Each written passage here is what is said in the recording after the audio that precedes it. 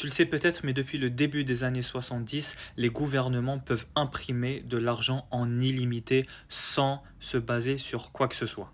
Laisse-moi te montrer les dégâts de cette décision. Alors cette décision, elle a été prise en 1971 par le président des États-Unis de l'époque, qui a décoré l'US dollar de l'or.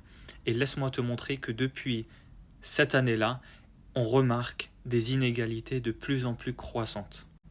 Alors la première, c'est sur ce graphique-là, et tu remarques que depuis 1972, on a une décorrélation entre l'augmentation des salaires et l'augmentation de la productivité. On devrait s'attendre à ce que les salaires suivent la productivité, mais depuis cette décision-là, ils se sont complètement décorrélés. Pendant que la productivité augmente, les salaires stagnent.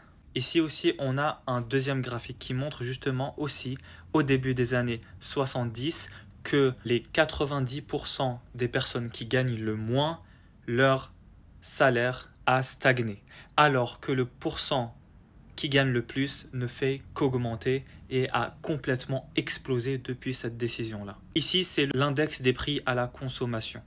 Tu remarques qu'il était assez stable, avec des hausses pendant les guerres, mais depuis les années 70, il a complètement explosé. Et ici, sur deux villes américaines, on va comparer l'augmentation du prix moyen d'une maison et le salaire moyen d'un ménage.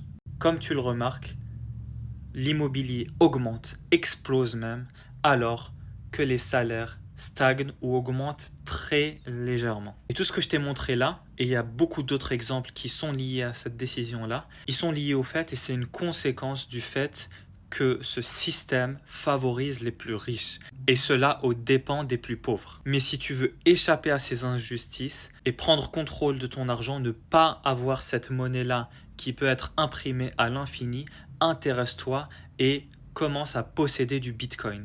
Le Bitcoin, on ne peut pas en créer à l'infini. Il n'y en aura jamais plus que 21 millions. Et pour le créer, il faut fournir un effort. Il faut utiliser de l'énergie et des ressources informatiques. Contrairement à l'US dollar, à l'euro, où il suffit juste d'un train banquier pour en créer littéralement à l'infini.